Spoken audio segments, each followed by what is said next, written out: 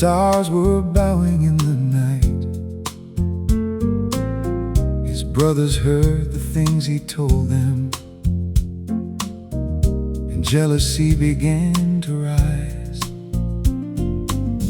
His father gave him special favor, but love became another flame.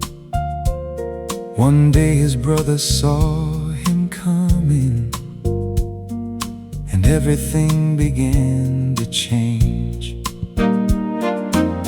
They took his coat and threw him downward into a dry and empty ground, then sold their brother to some strangers, while Egypt waited farther down. A favored son became a servant in a country not his own. Still Joseph worked with quiet honor, though everything he'd known was gone. What you meant for evil, God could turn for good. What looked like the ending wasn't where the story stood. Through the pit, through the prison, through the years nobody knew.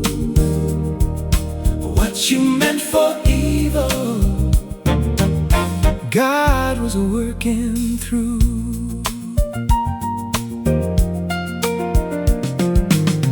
He served within a master's household, and trust was placed into his hands.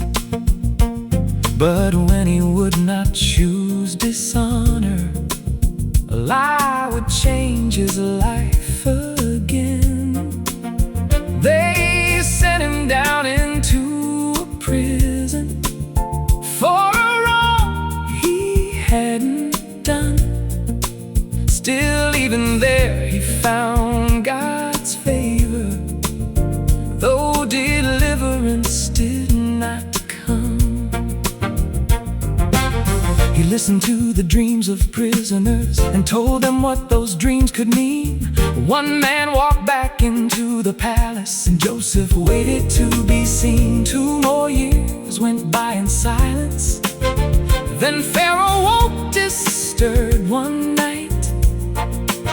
No one could explain his visions until Joseph came to mind.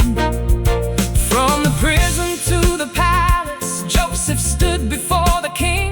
7 years of great abundance, 7 years of need would be.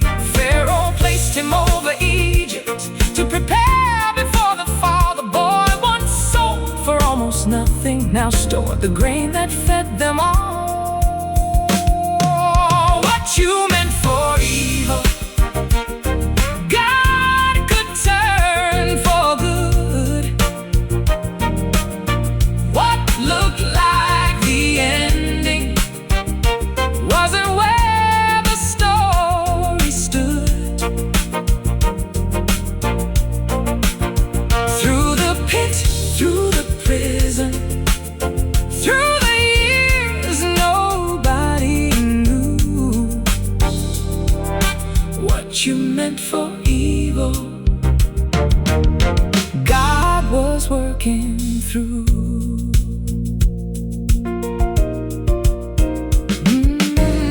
Then one day his brothers entered, hungry from a distant land. They bowed before the man who knew them, never knowing who he was. Joseph saw the dream, remembered from those years so far behind. He could have answered, hurt with anger, but another road was on his mind.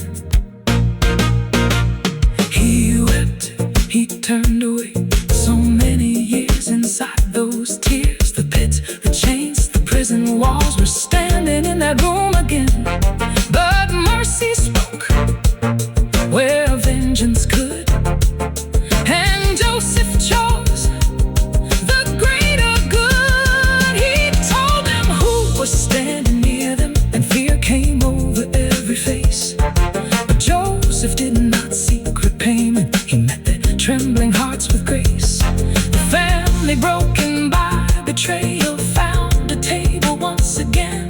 And through the brother they had wounded, God preserved the lives of them. What you meant for evil, God could turn for good. All those years of waiting now were finally understood. Through the pit, through the prison, through the famine, they came through. What you meant for evil, God was working through. A dreamer, a slave, a prisoner, a ruler, a brother who forgave. What looked like a broken story was never wasted along the way.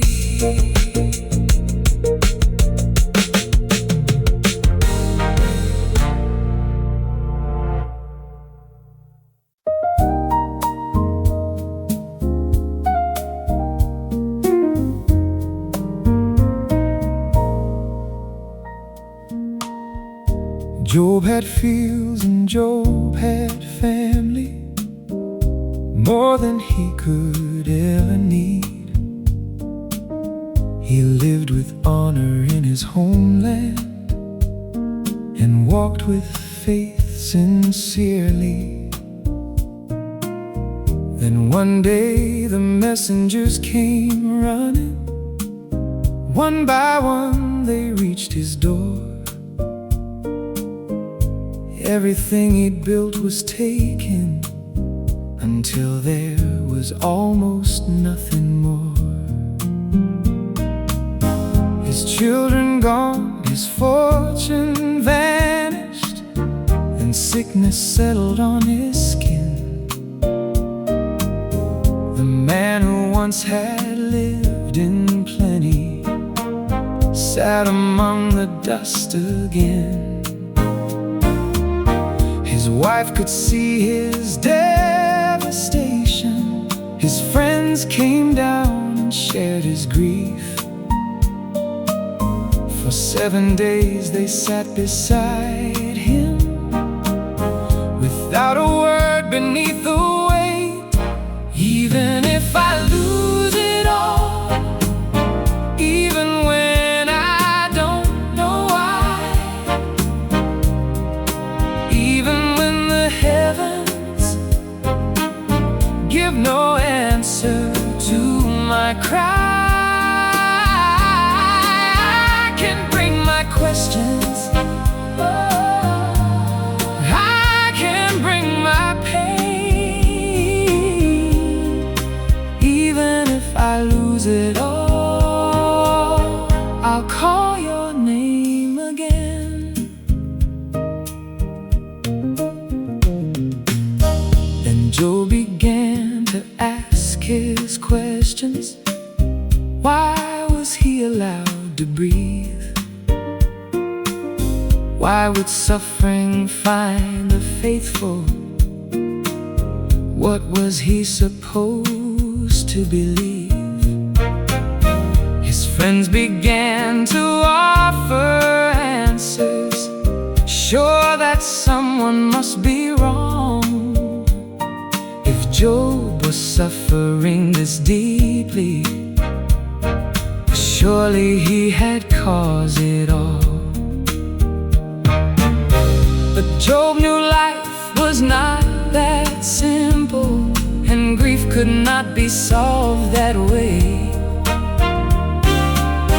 He wanted God to hear him plainly, so he argued, cried, and prayed. Even if I lose it all, even when I don't know why, even when the heavens give no answer to my cry, I can bring my questions,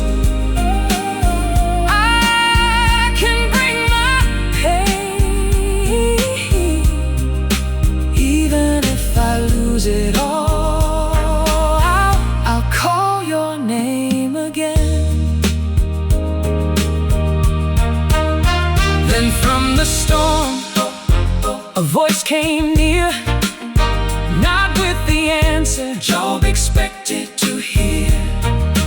Where were you when seas were formed? Who taught the morning how to dawn? Who gave the stars their place at night? Who holds creation in its flight? And Job grew quiet before the one whose world was wider than his own.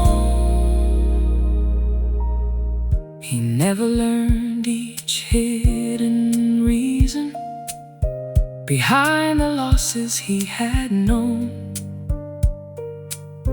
But now his questions met a presence greater than the answers alone. His life would later know restoration. New days came after all the pain.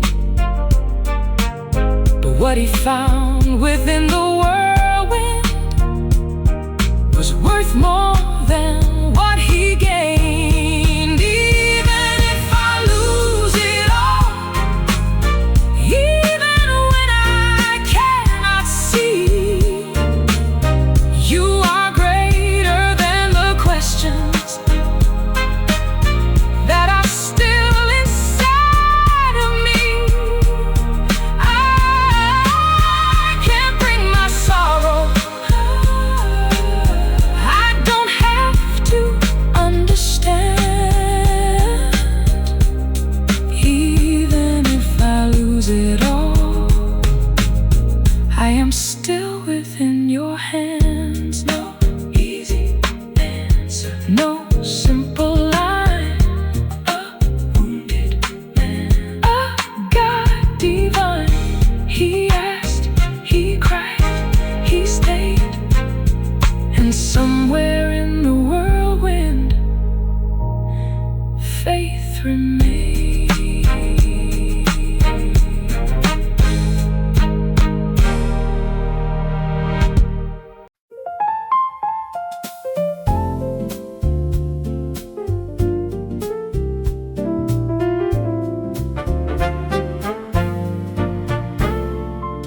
The word came down to Jonah, go to Nineveh and speak. Tell the city what is coming. Call the proud and call the weak. But Jonah turned the other direction, found a ship and paid the fare. If Nineveh was where God sent him, he would go most anywhere. Then the wind rose on the water, and the sailors cried in fear. Every wave grew wild around them, while Jonah knew why it was here. He told the men to throw him over, and the raging sea grew still. Down he sank beneath the water, running farther from God's will. Running from mercy, running away across the water, farther each day. But how can you hide from the one who sees? Sometimes the mercy you don't want to give is the mercy you also need. Running from mercy, but mercy followed me.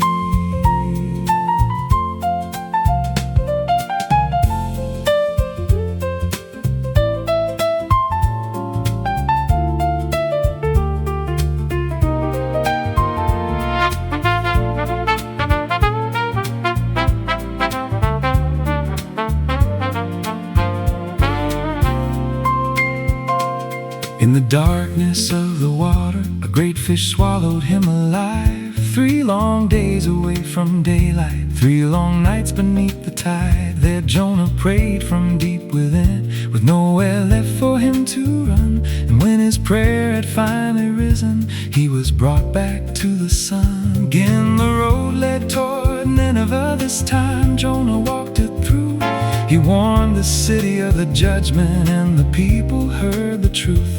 From the greatest to the lowest, they turned from what they'd done. The city Jonah wanted punished found compassion from the one running from mercy, running away across the water farther each day. But how can you hide from the one who sees sometimes the mercy you don't want to give is the mercy you also need? Running from mercy, but mercy followed me. Jonah sat outside the city, angry that destruction passed. He had wanted God to judge them. He had hoped that days would last no more. A plant grew up and gave him shelter. Then by morning it was gone. Jonah mourned the little shadow while a city carried on. You cared about a fading plant, but what about 100,000 lives? You wanted grace when waves surrounded you, but hated grace when it reached the other side. Mercy for me, mercy for them. Can I receive and still condemn? Running from mercy, I finally see the grace I wanted wasn't only meant for me. Across the water, across my pride, your mercy reached the other side. Running from mercy, but mercy followed me. A ship, a storm, a fish, a town, a stubborn prophet looking down. He ran from Nineveh, but in the end he found he'd been running from mercy.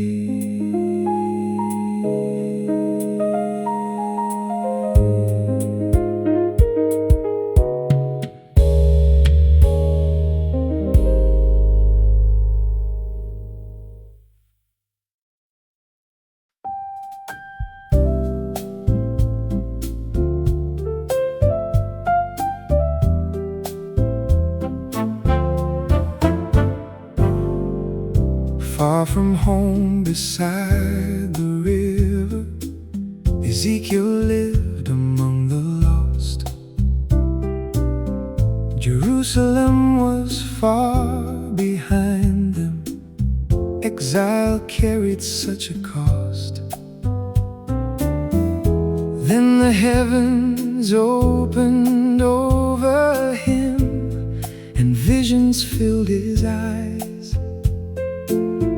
A prophet rose among the captives underneath a foreign sky.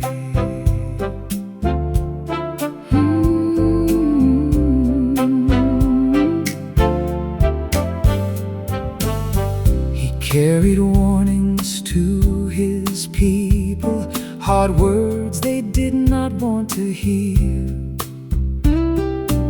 The city they believed would save them was drawing closer to its fall. He spoke through signs and strange reminders of hearts that wandered far away. And when Jerusalem lay broken, the exiles had no words to say. Can these bones live?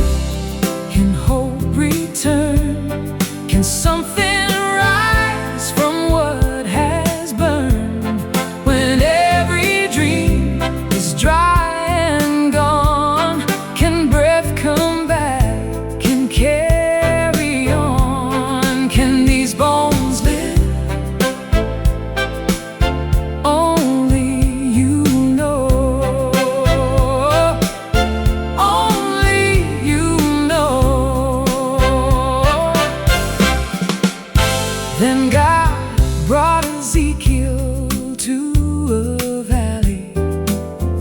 nothing living could be found.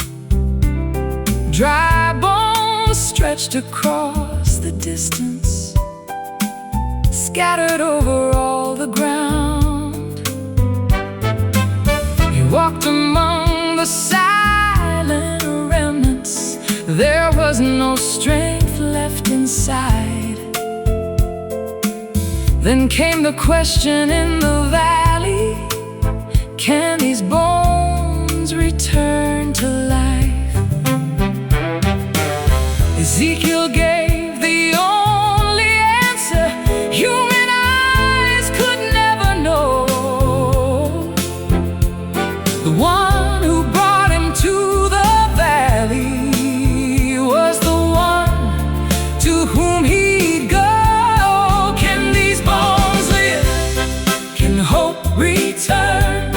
Can something rise from what has burned? When every dream is dry and gone, can breath come back and carry on? Can these bones live? Only you know. Only you know. Then he spoke across the valley, and a sound began to rise. Bone to bone began assembling right before the prophet's eyes. Bodies formed across the valley, still no breath was found within. Then he called the breath to enter, and the life began again. What had looked beyond all healing now was standing on its feet. A valley once defined by dying, filled with life where death had been.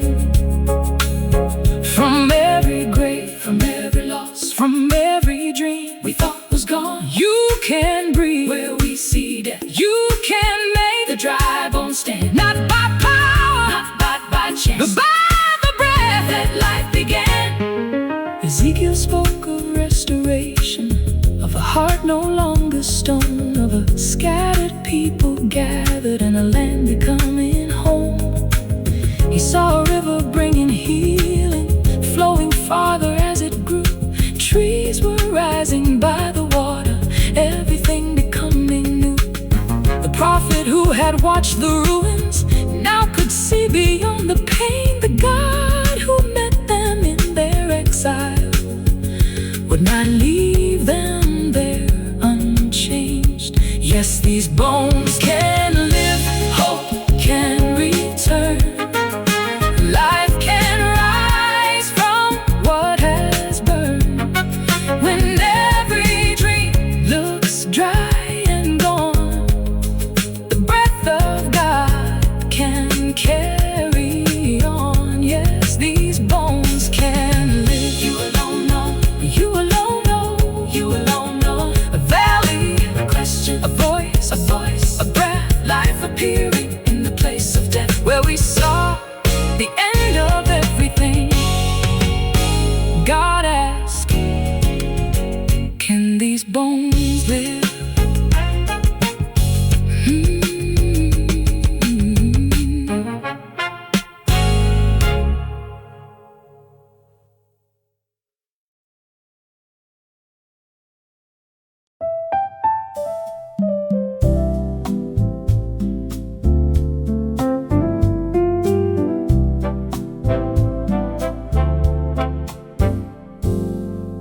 Year after year she made the journey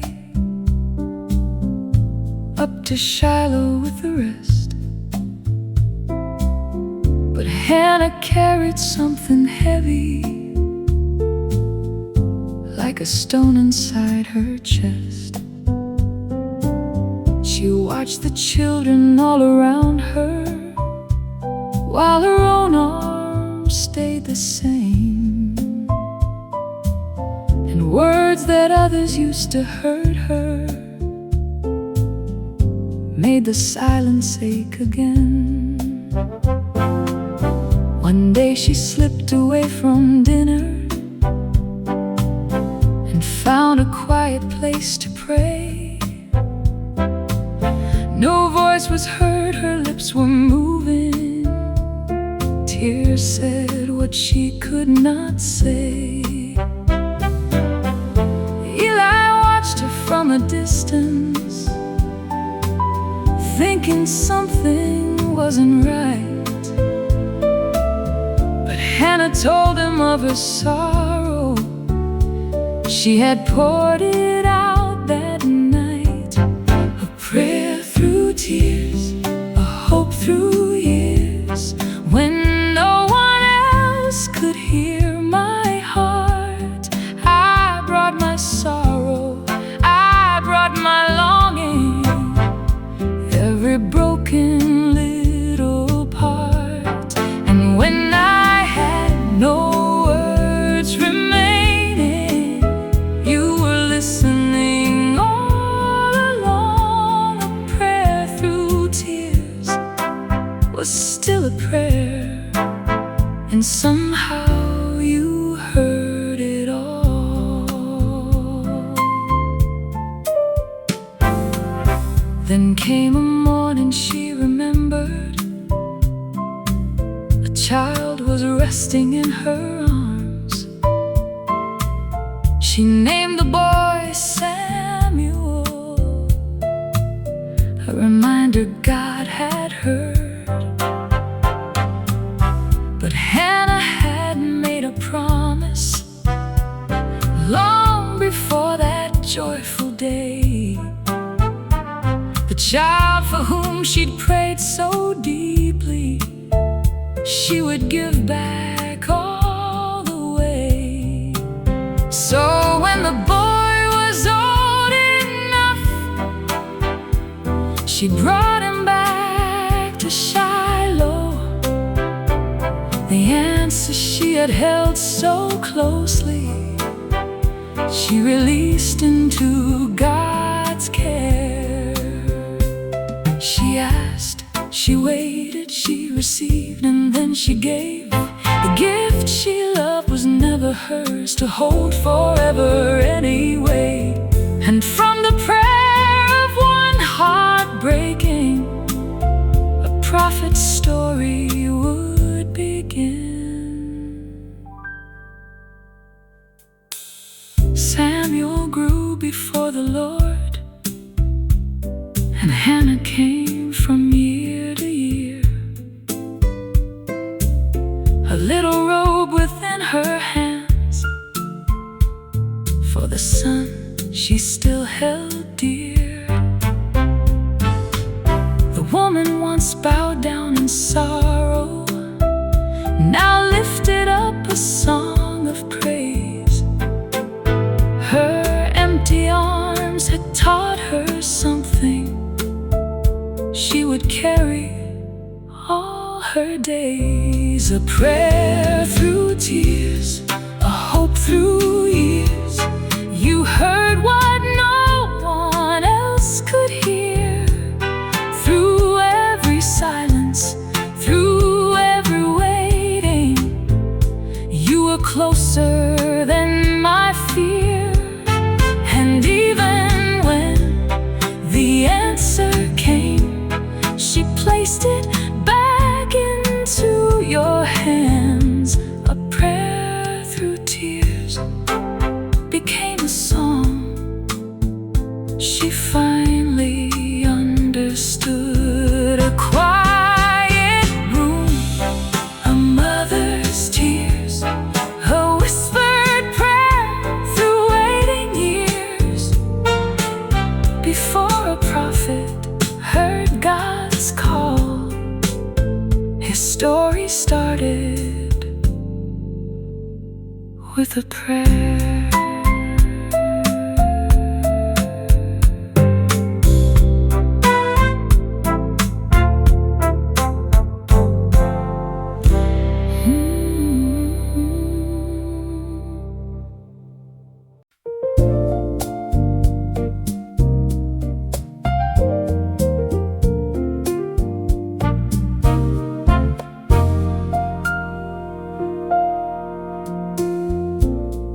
Hosea heard a difficult calling, a life he would not choose alone.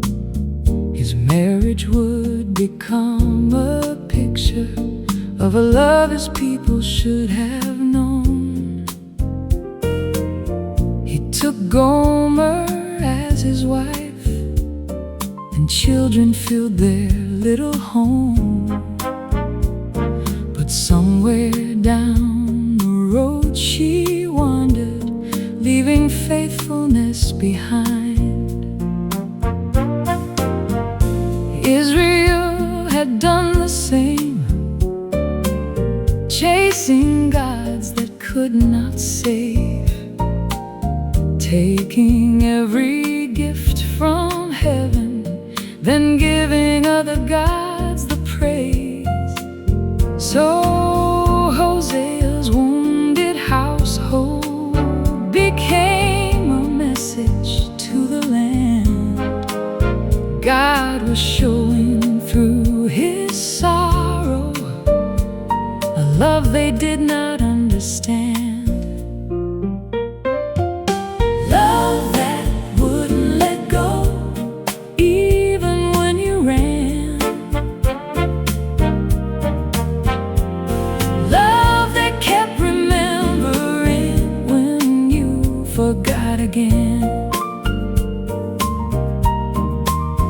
Not a love that calls the wrong things right, but a love that keeps a lamp on through the night. Love that wouldn't let go, still calling you back home. Then Gomer found herself in trouble, far from where she'd once belonged. The road she chosen left her broken, and everything had gone wrong. Hosea could have closed the doorway, could have said enough was done. Instead he went to bring her home again, and paid the cost to take her back. Not because the hurt was nothing, not because betrayal disappeared, but love was stronger than the distance that had grown throughout the years. Love that wouldn't let go even when you ran. Love that kept remembering when you forgot again. Not a love that calls the wrong things right, but a love that keeps a lamp on through the night. Love that wouldn't let go, still calling you back home. How many roads can a heart run down? How many times can a love call out? There comes a mercy stronger than pride, a faithful love that will not hide. Come back, come home. You've wandered long enough. Hosea spoke to Israel of judgment waiting at the door, but underneath the words of warning was the heart that wanted more.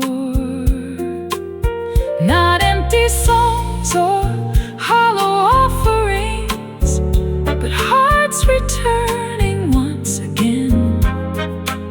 The God they left was still pursuing, calling children home to him.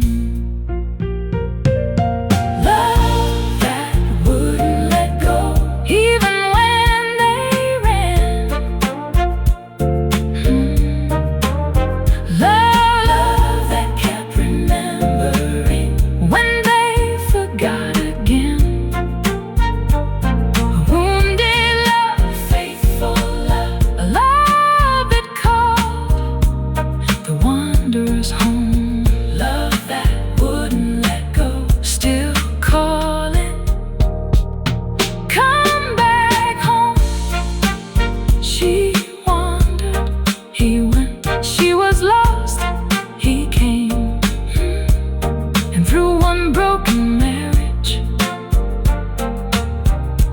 portion heard God calling its name.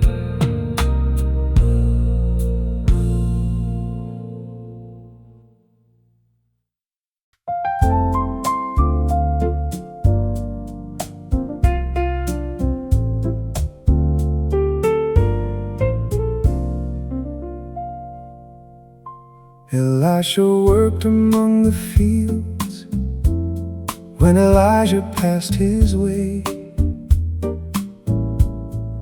A mantle fell across his shoulders, and everything would change that day. He left the oxen and the plow and followed where the prophet led, learning through the miles between them what a life of calling meant. Then came the day of their departure. Elijah knew his time was near.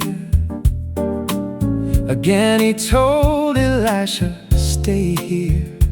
But Elisha would not disappear. Across the Jordan they went walking until the final moment came. Elijah asked him what he wanted before the heavens called his name.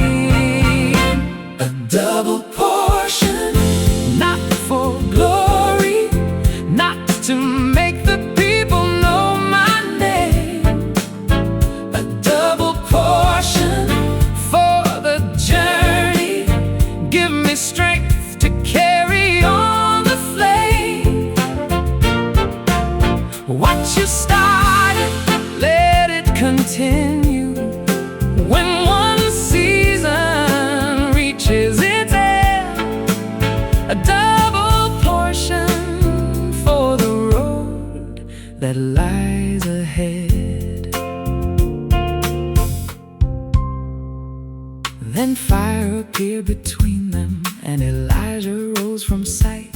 His mantle fell upon the ground, and Elisha held it tight. He walked back toward the Jordan and struck the water where he stood. The river opened up before him, and the prophets understood the work would carry on through someone. The story wasn't finished yet. One servant's journey had completed, another now would take the step. He brought clean water to a city, helped a widow through her need. Oil kept filling every vessel until her children could be free. He promised life to a woman who had opened up her home, and when her child lay without breathing, Elisha would not leave her alone. He fed the hungry in a famine, made the poison food become well, and told a mighty man named Naaman to wash its pride away as well. Miracle after miracle, but never for a show. A little oil, a borrowed room, a river where a soldier goes. The God who worked through yesterday was working even then. The mantle changed, the servant changed, but God remained the same. A double portion, not for glory, not to make the people know my name.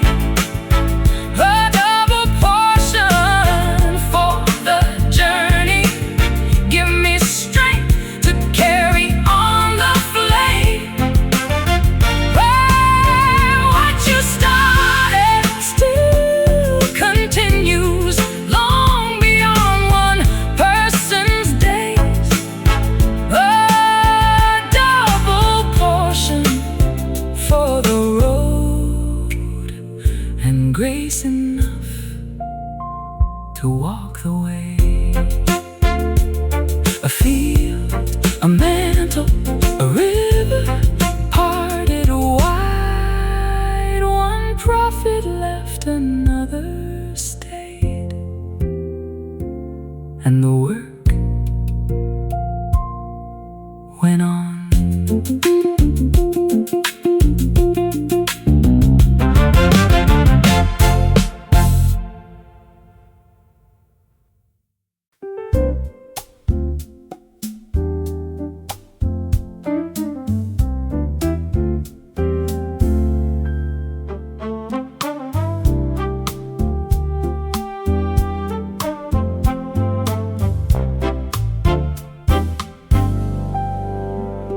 Hezekiah came to Judah when the worship had grown cold.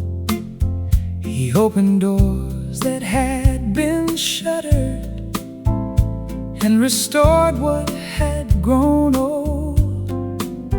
He tore away the false devotion, called the people back again.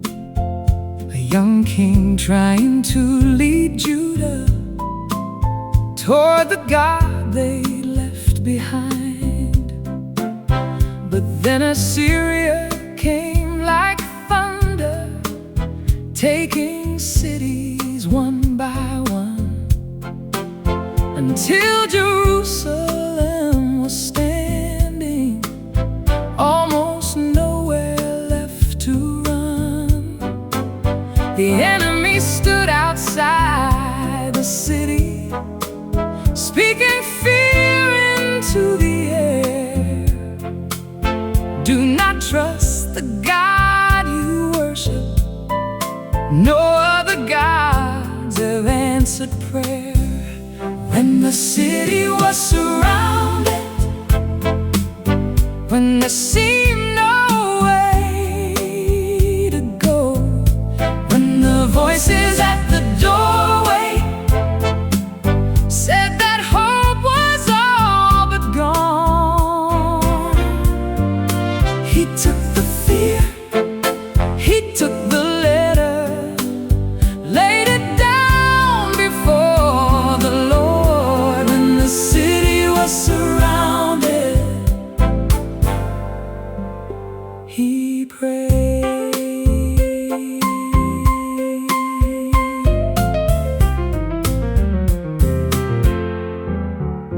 Hezekiah took the message into the house of God alone. He spread the words before the Lord and prayed beside the throne. This battle was beyond his army, beyond the strength within the wall. If Jerusalem would see tomorrow, only God could save them all. Isaiah sent a word of courage. The enemy would not prevail. And when the morning reached the city, the Assyrian threat had failed. When the city was surrounded, when there seemed no way to go, when the voices at the doorway said that hope was all but gone, he took the fear, he took the letter, laid it down before the Lord. When the city was surrounded, he prayed.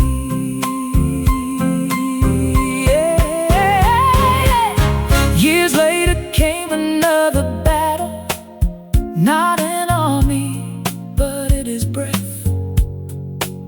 A prophet told him to prepare, for sickness could result in death. He turned his face toward the wall and wept before the God he'd known.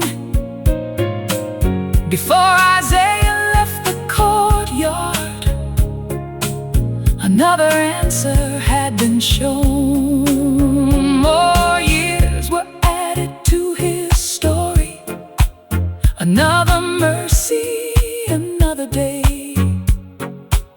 The king who faced both war and weakness learned again where strength was made. Some battles stand outside the walls, some battles live inside the heart. But fear becomes different thing.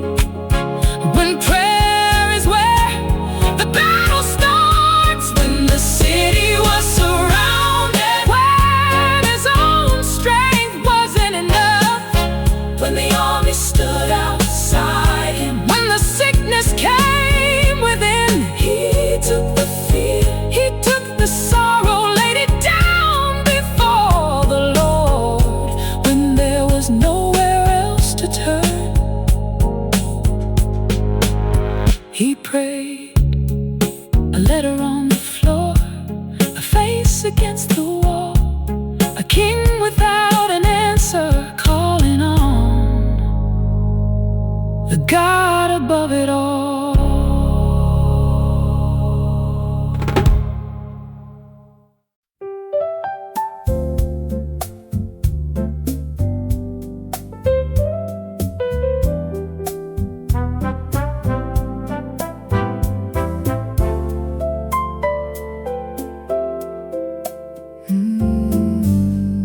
Josiah was only 8 years old when Judah gave to him the crown.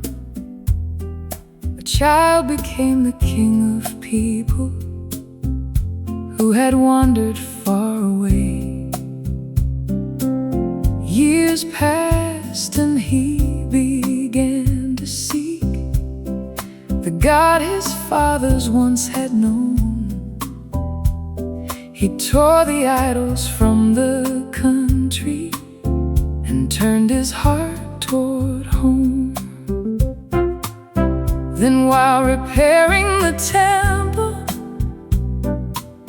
workers found a hidden scroll, a book forgotten through the years, brought out from where it had been stored. They carried it before the king and read the words aloud that day.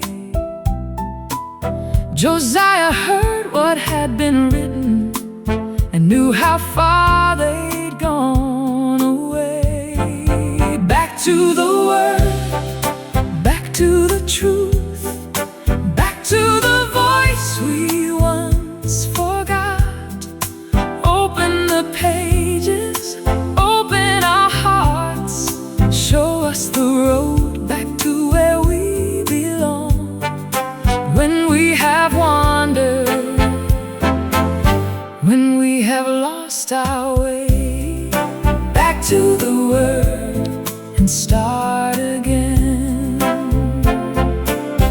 The king tore open his garments, grief came over him like rain. He did not blame another generation, he did not turn his face away. He gathered all the people, from the greatest to the small, and there before the house of worship, the ancient words were read to all. They made a promise there together to walk the road they left behind, not merely hearing what was written, but living differently this time. Back to the word, back to the truth, back to the voice we once forgot. Open the pages, open our hearts, show us the road back to where we belong. When we have wandered,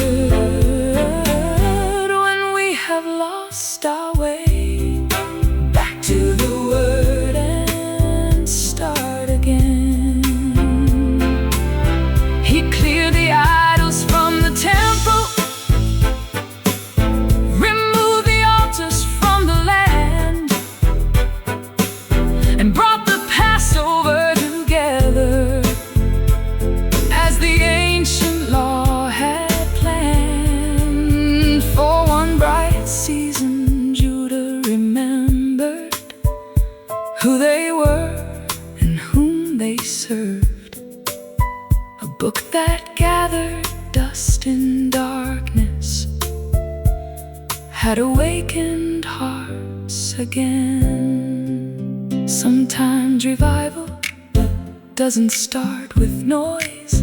Sometimes it starts when we hear the voice of truth forgotten, but waiting still to turn our hearts and change our will. Back to the word, back to the truth, back to the voice we once forgot. Open the pages, open our hearts, show us the road back to where we belong. Not only hearing, but living what we learn. Back to the word, back to the word. A hidden book, an open heart, a young king choosing a different path. The words were old, but mercy made them new. Back to the word.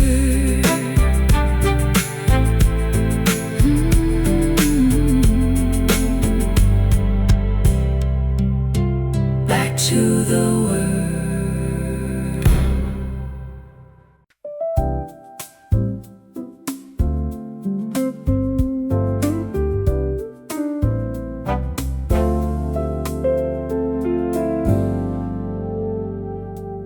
Years had passed in foreign places, far from Jerusalem's walls. Then the road began to open, and the exiles heard the call. Some had gone before Ezra to rebuild the house of praise. Now another kind of rebuilding waited for a later day. Ezra studied what was written, set his heart to understand, not just learning for himself, but teaching truth throughout the land. He left the rivers of Babylon with families by his side, silver, gold, and sacred vessels carried on the journey home. The road was long and full of danger, still they gathered there to pray. Rather than depend on armies, they asked God to guard the way. And after months of dusty traveling, Jerusalem appeared. The city generations dreamed of now was finally drawing. Begin again with the word. Begin again with the truth. When the walls have been rebuilt, but the heart needs rebuilding too. Open the book, open our lives, teach us again how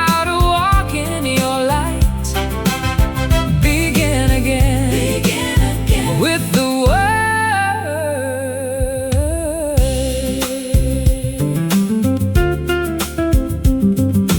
Ezra found a people living far from what they'd come to be. Coming home had changed their country, but not every heart was free. So he taught them what was was written, calling them to turn once more. Restoration needed something deeper than a city wall. Years later, people gathered in the square beside the gate. Men and women stood together, listening from the break of day. Ezra opened up the book, and all the people rose to hear. The words were read and made understandable, so the meaning became clear. Some began to weep in sorrow, seeing how far they had gone. But this was not a day for mourning. There was joy in coming home. Begin again with the word. Begin again with the word. Begin again with the truth. Begin again with the truth. When the walls have been rebuilt, but the heart needs rebuilding too. Oh, open the book, open our lives, open our lives. Teach us again how to walk in your light. Begin again with the word. A temple can be standing, a wall can rise again, but restoration isn't finished until it reaches hearts within. Stone by stone, word by stone, word by word, word by word, a people learned again. You can rebuild a broken city and rebuild the people in it too. Begin again with the word. Begin again with the truth. Let the story of tomorrow grow from what you teach us now. Open the book, open our lives. Turn understanding into the way we live. Begin again with the word.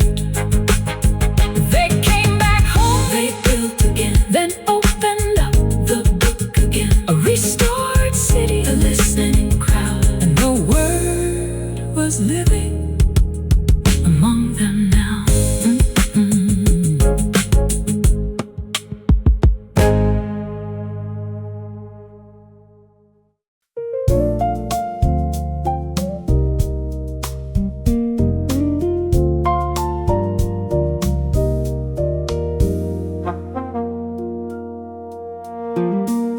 Joseph was young when dreams came to him. Stars were bowing in the night. His brothers heard the things he told them, and jealousy began to rise. His father gave him special favor, but love became another flame. One day his brothers saw him coming, and everything began to change.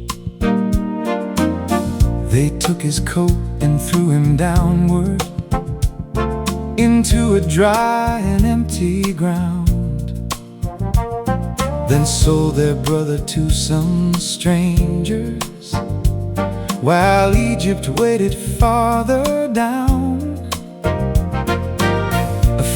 Son became a servant in a country not his own.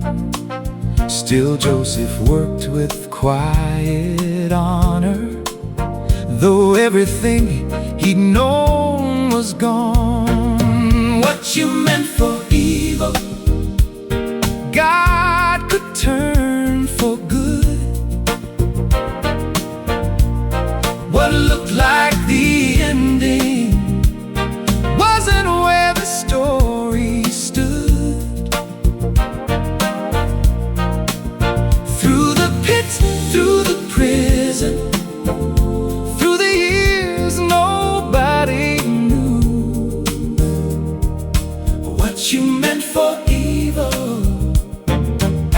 God was working through.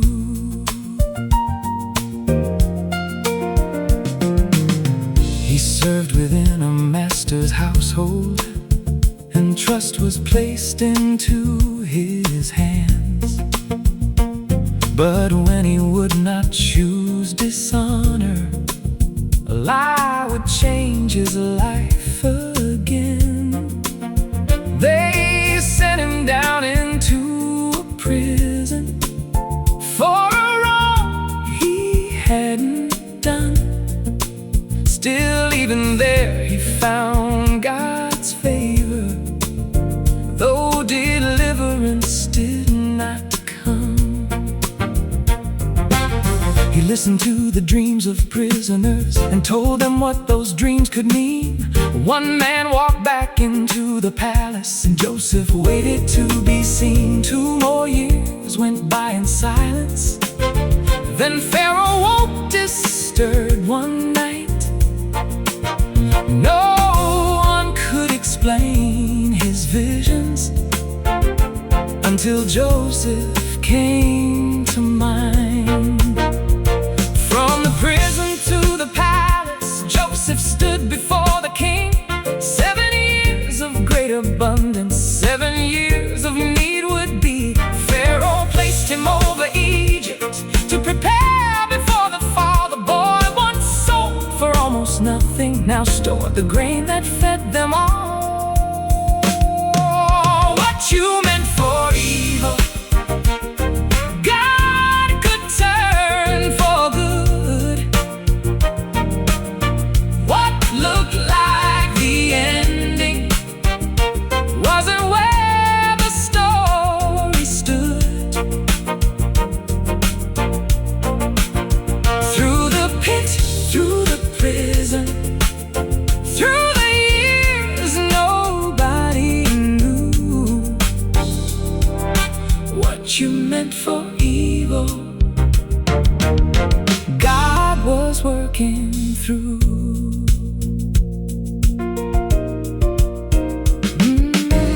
Then one day his brothers entered, hungry from a distant land. They bowed before the man who knew them, never knowing who he was. Joseph saw the dream remembered from those years so far behind.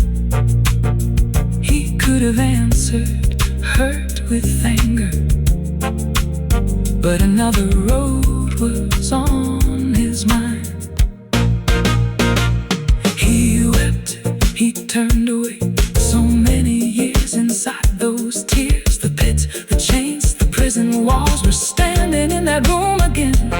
But mercy spoke where vengeance could, and Joseph chose the greater good. He told them who was standing near them, and fear came over every face. But Joseph did not seek repayment. He met their trembling hearts with grace. The family broken by betrayal found a table once again. And through the brother they had wounded, God preserved the lives of them. What you meant for evil, God could turn for good. All those years of waiting now were finally understood. Through the pit, through the prison, through the famine, they came through. What you meant for evil, God was working through. A dreamer, a slave, a prisoner, a ruler, a brother who forgave. What looked like a broken story was never wasted along the way.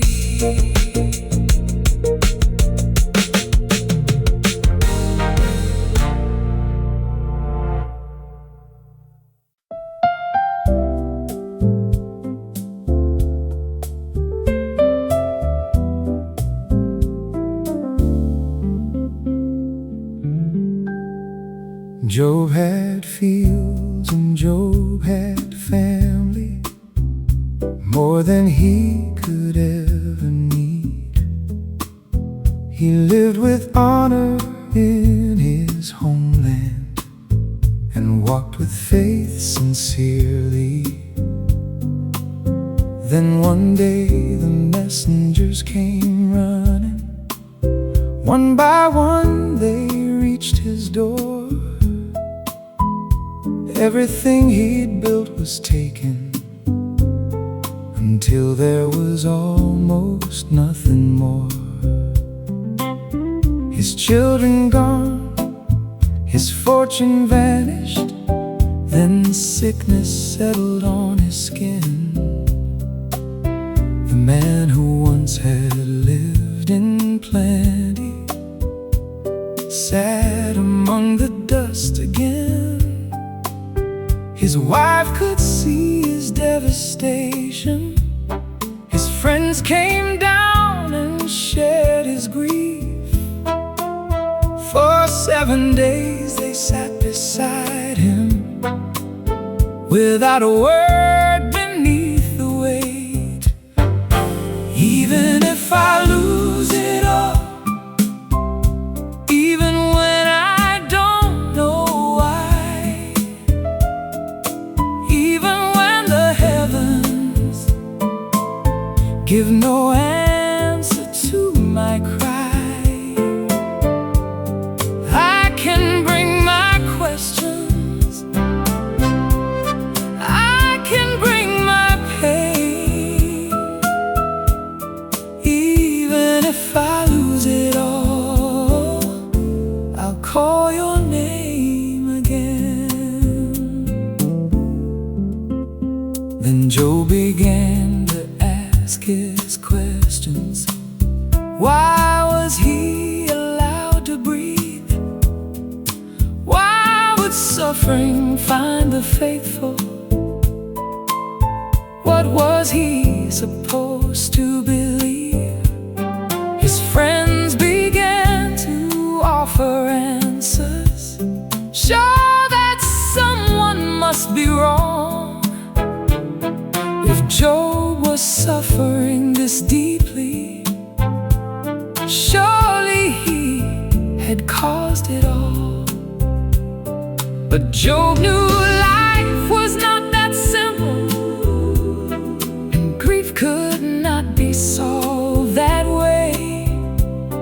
He wanted God to hear him plainly, so he argued, cried and prayed. Even if I lose it all, even when I don't know why, even when the heavens give no answer to my cry, I can bring my questions, I can bring my pain. Even if I lose it all, I'll call your name again. Then from the storm a voice came near, not with the answer Job expected to hear. Where were you when seas were formed? Who taught the morning how to dawn? Who gave the stars their place at night? Who holds creation in its flight? And Job grew quiet before the one whose world was wider than his own. He never learned each hidden reason behind the losses he had known, but now his questions met a presence greater than the answers alone. His life would later know restoration. New days came after all the pain, but what he found within the whirlwind worth more than what he gained. Even if I lose it all, even when I cannot see, you are greater than the questions that are still inside of me. I can bring my sorrow, I don't have to understand. Even if I lose it all, I am still within your hands. No easy answer, no simple line. A wounded man, a God divine. He asked, he cried, he stayed, and somewhere in the whirlwind, faith remained.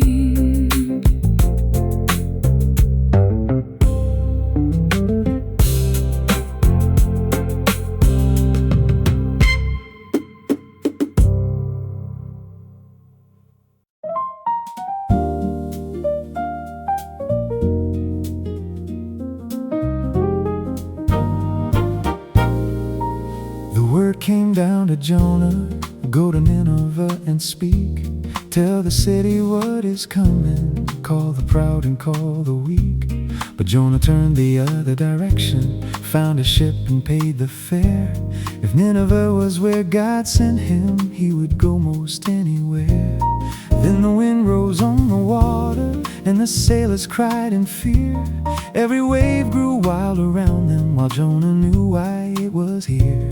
He told the men to throw him over, and the raging sea grew still. Down he sank beneath the water, running farther from God's will. Running from mercy, running away, across the water, farther each day. But how can you hide from the one who sees? Sometimes the mercy you don't want to give is the mercy you also need. Running from mercy, but mercy followed me.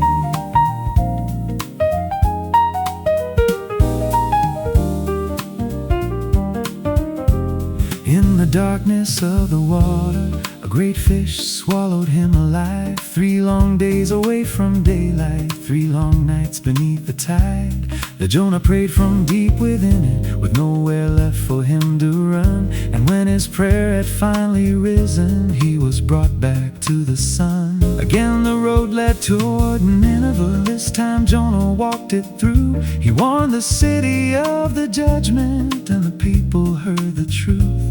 From the greatest to the lowest, they turned from what they'd done. And the city Jonah wanted punished found compassion from the one. Running from mercy, running away, across the water, farther each day.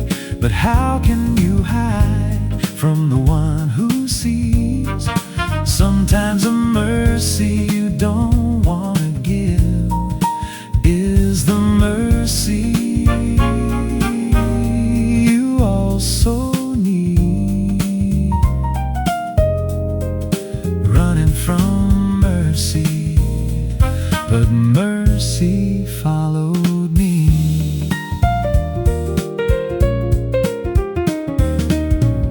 Jonah sat outside the city, angry that destruction passed.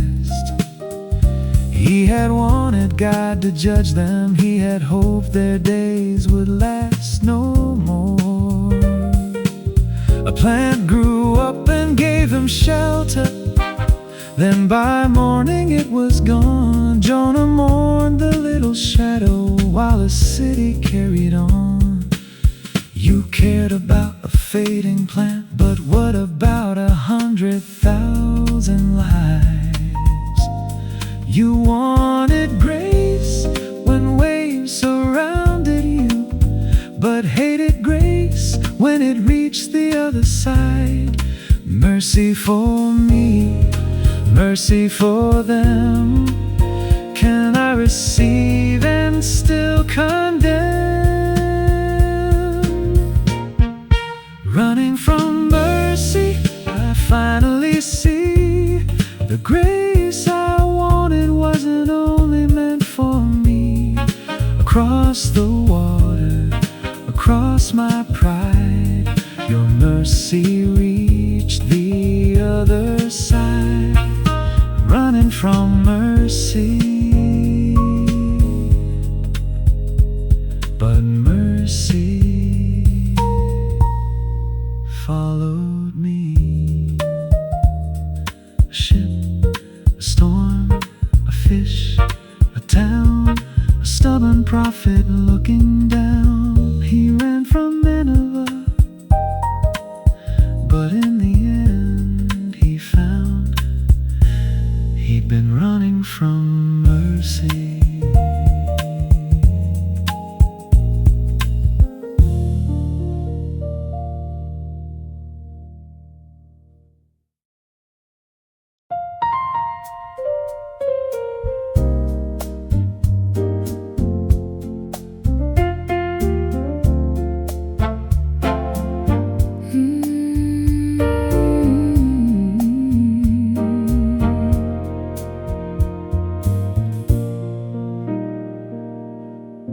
Far from home beside the river, Ezekiel lived among the lost. Jerusalem was far behind them. Exile carried such a cost. Then the heavens opened over him, and visions filled his eyes. Prophet rose among the captives underneath a foreign sky. He carried warnings to his people, hard words they did not want to hear. The city they believed would save them was drawing closer to its fall. He spoke through signs and strange reminders of hearts that wandered far away. And when Jerusalem lay broken, the exiles had no words to say. Can these bones live? Can hope return? Can something rise from what has burned? Every dream is dry and gone. Can breath come back and carry on? Can these bones live? Only you know. Only you know. Then God brought Ezekiel to a valley. Nothing living could be found. Dry bones stretched across the distance, scattered over all the ground. He walked among the silent remnants. There was no strength left inside. Then came the question in the valley: can these bones return to life? Ezekiel gave the only answer human eyes could never know. The one who brought him to the valley was the one to whom he'd go. Can these bones live? Can hope return? Can something rise from what has burned? When every dream is dry and gone, can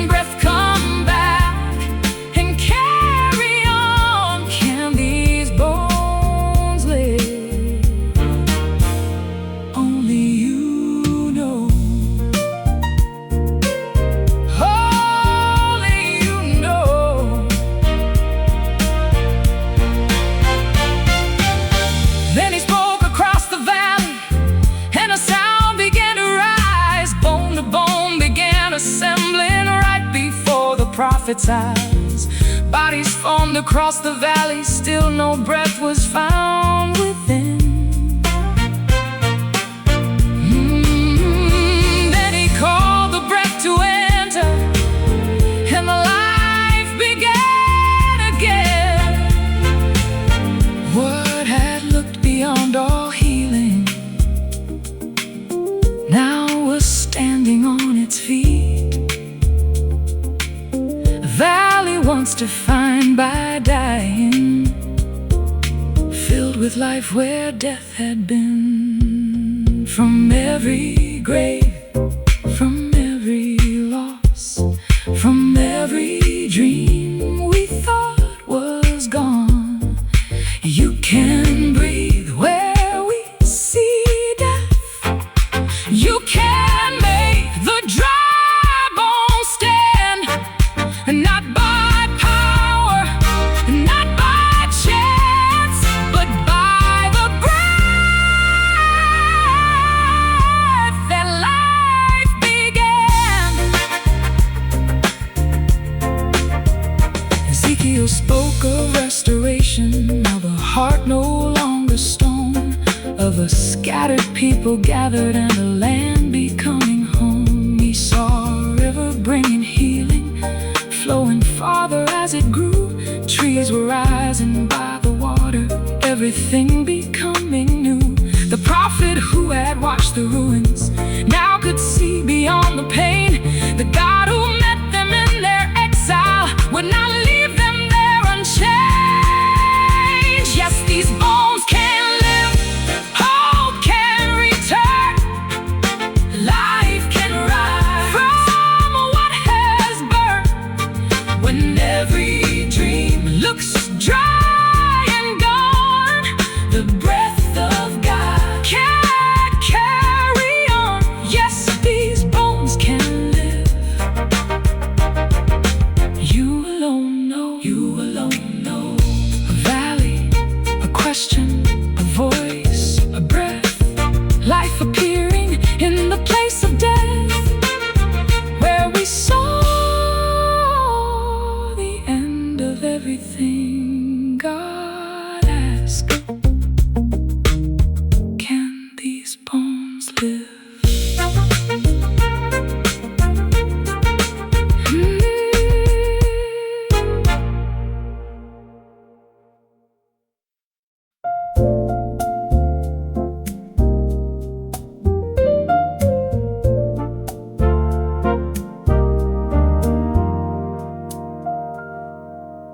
Year after year she made the journey up to Shiloh with the rest. But Hannah carried something heavy, like a stone inside her chest. She watched the children all around her, while her own arms stayed the same. Words that others used to hurt her made the silence ache again. One day she slipped away from dinner and found a quiet place to pray. No voice was heard, her lips were moving. Tears said what she could not say. Eli watched her from a distance, thinking something wasn't right. But Hannah told him of her sorrow. She had poured it out that night. A prayer through tears, a hope through years, when no one else could hear my heart. I brought my sorrow, I brought my longing, every broken little part. And when I had no words remaining, you were listening all along. A prayer through tears was still a prayer, and somehow you heard it all.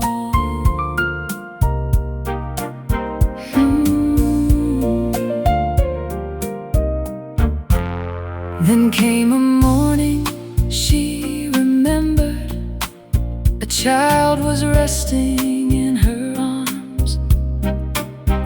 She named the boy Samuel, a reminder God had heard. But Hannah had made a promise long before that joyful day. The child for whom she prayed so deeply, she would give back all the way. So when the boy was old enough, she brought him back to Shiloh. The answer she had held so closely, she released into God's care. She asked, she waited, she received, and then she gave.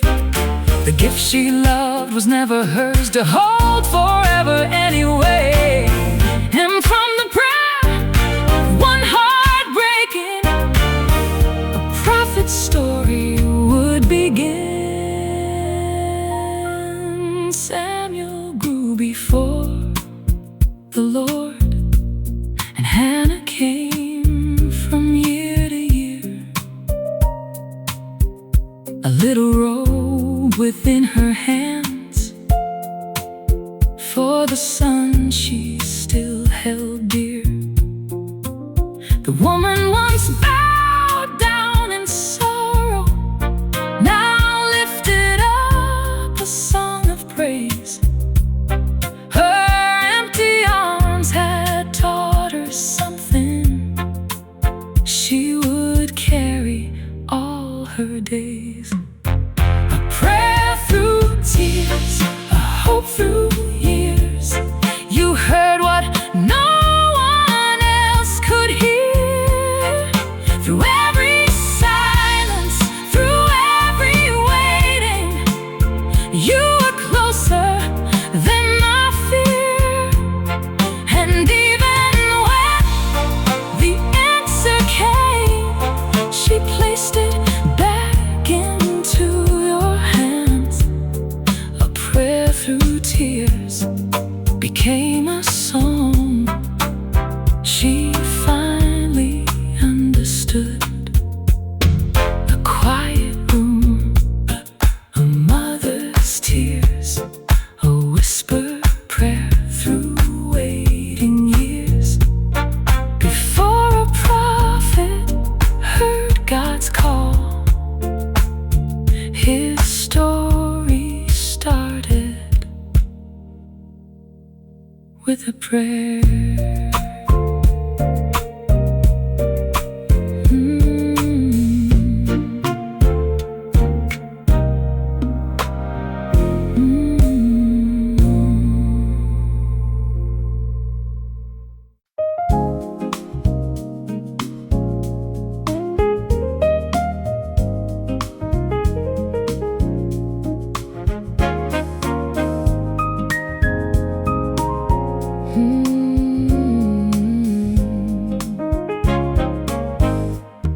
Hosea heard a difficult calling, a life he would not choose alone.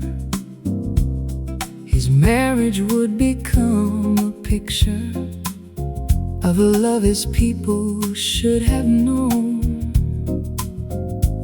He took Gomer as his wife, and children filled their little home. But somewhere down the road she wandered, leaving faithfulness behind. Israel had done the same, chasing gods that could not save, taking every gift from heaven, then giving other gods the praise. So Hosea's wounded household became a message to the land. God was showing through his sorrow a love they did not understand. Love that wouldn't let go, even when you ran. Love that kept remembering when you forgot again. Not a love that calls the wrong things right, but a love that keeps a lamp on through the night. Love that wouldn't let go, still calling you back home. Then Gomer found herself in trouble, far from where she'd once belonged. The road she'd chosen left her broken, and everything had gone wrong. Hosea could have closed the doorway, could have said enough was done. Instead he went to bring her home again, and paid the cost to take her back. Not because the hurt was nothing, not because betrayal disappeared, but love was stronger than the distance that had grown throughout the years. Love that wouldn't let go, even when you ran.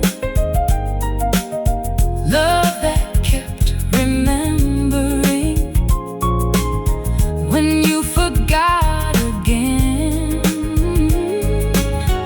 Not a love that calls the wrong things right, but a love that keeps a lamp on through the night. Love that wouldn't let go, still calling you back home.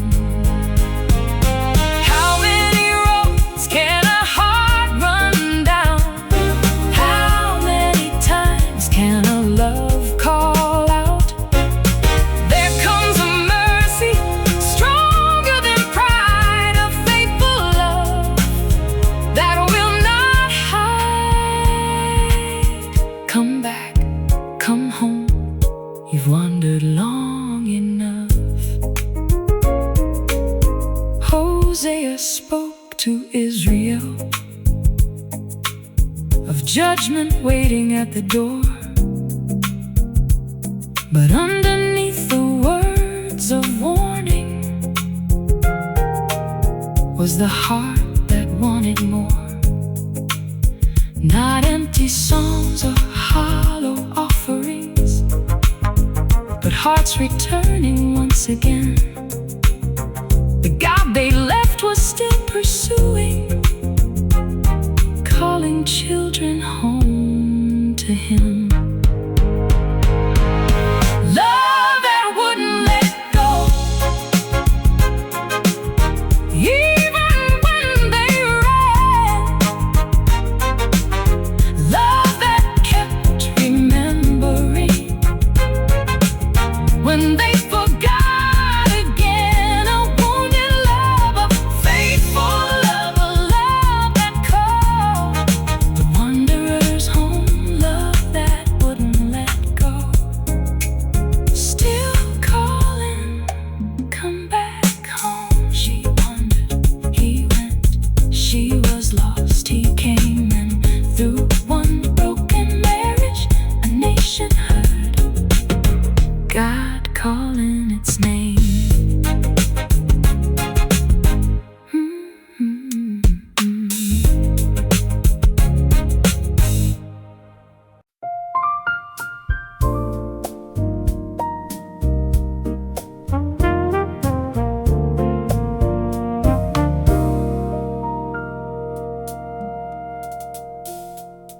Elisha worked among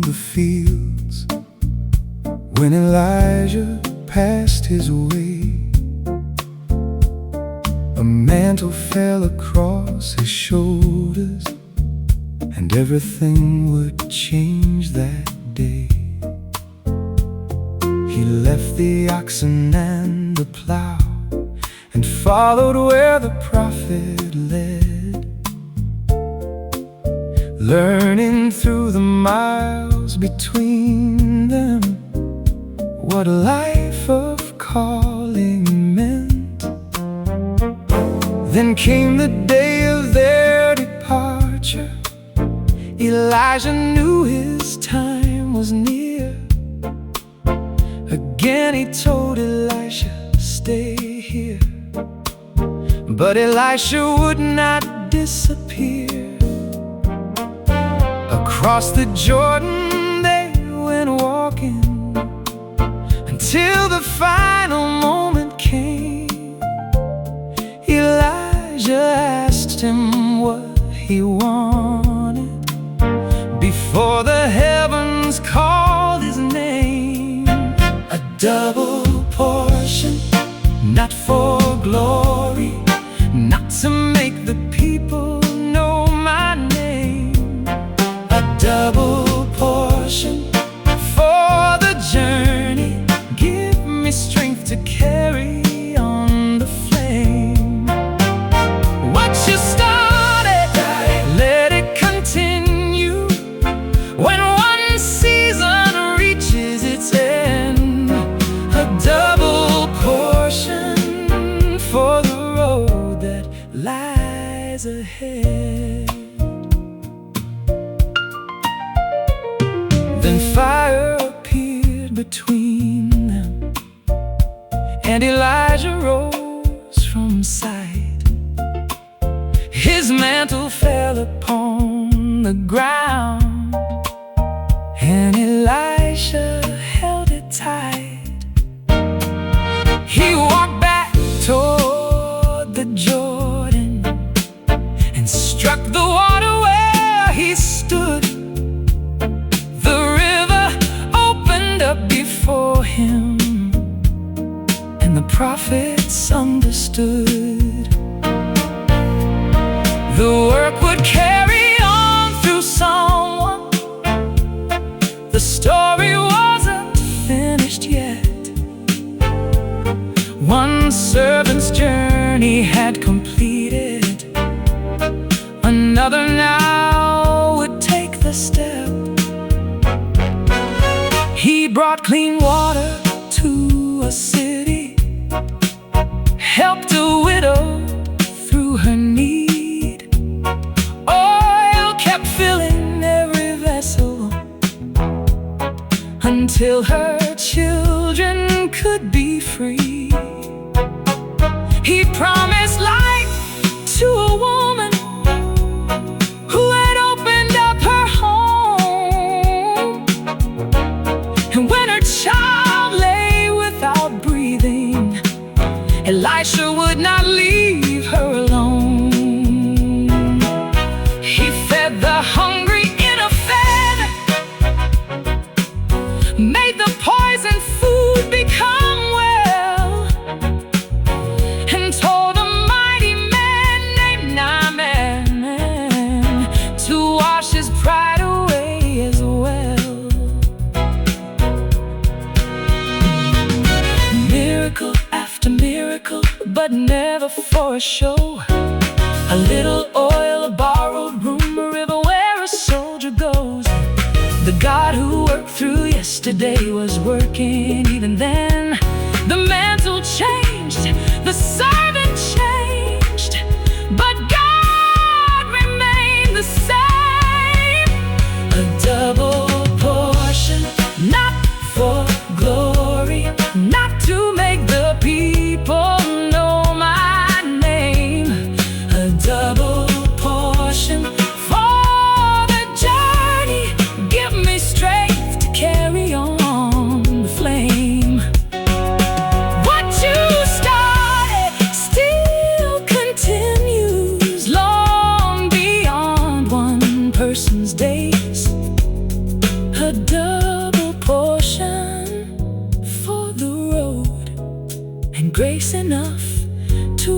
the way. A field, a man, a river parted wide. One prophet left, another stayed, and the work went on.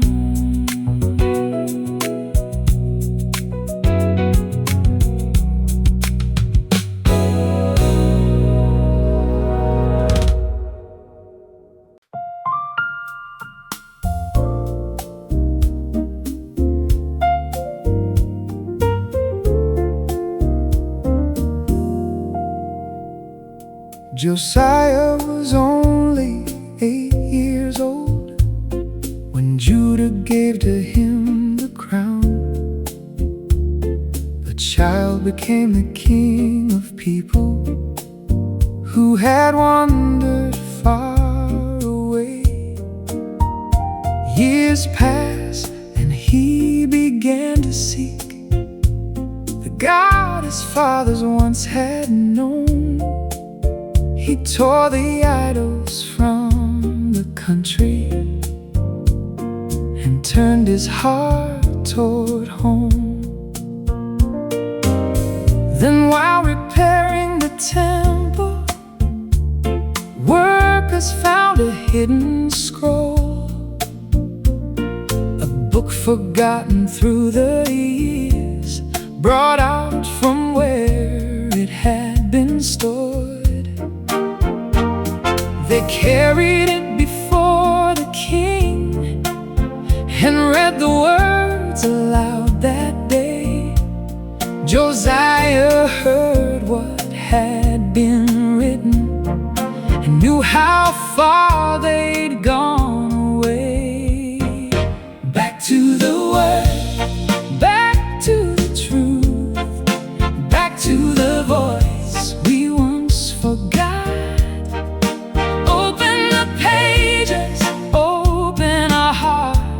Show us the road back to where we belong. When we have wandered, when we have lost our way, back to the word and start again.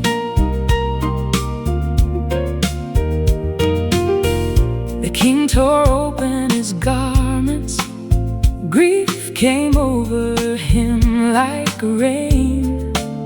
He did not blame another generation, he did not turn his face away. He gathered all the people, from the greatest to the small, and there before the house of worship, the ancient words were read to all. They made a promise there together to walk the road they left behind, not merely hearing what was written, but living differently this time. Back to the word, back to the truth, back to the voice we once forgot. Open the pages, open our hearts, show us the road back to where we belong. When we have wandered, when we have lost our way, back to the word and start again. He cleared the idols from the temple, removed the altars from the land, and brought the Passover together as the ancient law had planned. For one bright season, Judah remembered who they were and whom they served. A book that gathered dust in darkness had awakened hearts again. Sometimes revival doesn't start with noise. Sometimes it starts when we hear the voice of truth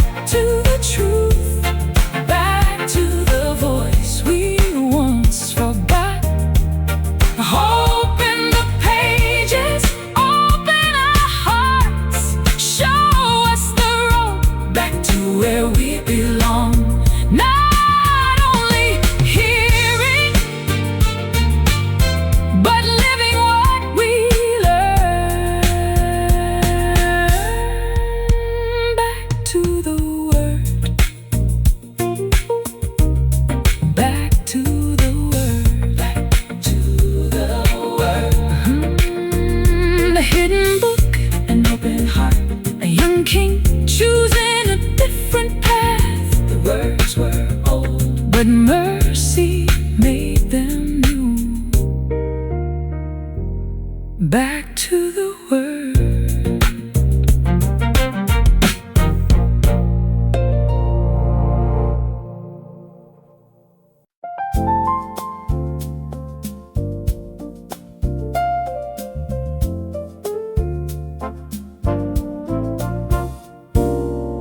Years had passed in foreign places, far from Jerusalem's walls. Then the road began to open, and the exiles heard the call. Some had gone before Ezra to rebuild the house of praise.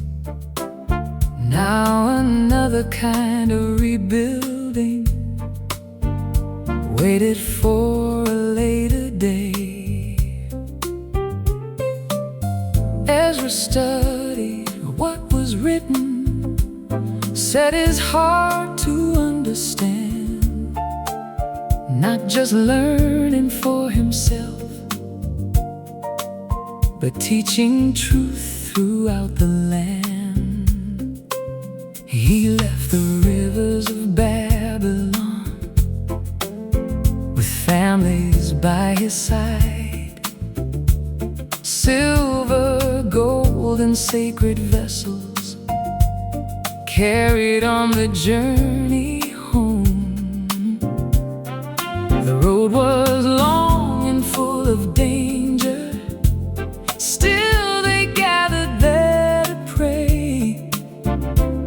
Rather than depend on armies, they asked God to guard the way. And after months of dusty traveling, Jerusalem appeared, the city generations dreamed of. Now all was finally drawing near. Begin again with the Word. Begin again with the truth.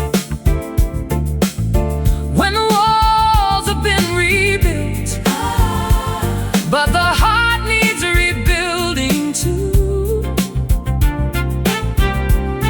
Open the book, open our lives, teach us again how to walk in your light.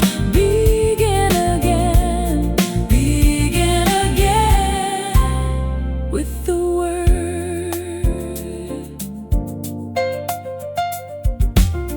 Ezra found a people living far from what they'd come to be. Coming home had changed their country, but not every heart was free. So he taught them what was written, calling them to turn once more. Restoration needed something deeper than a city wall. Years later, people gathered in the square beside the gate. Men and women stood together, listening from the break of day. Ezra opened up the book, and all the people rose to hear. The words were read and made understandable, so the meaning became clear. Some began to weep in sorrow, seeing how far they had gone. But this was not a day for mourning. There was joy in coming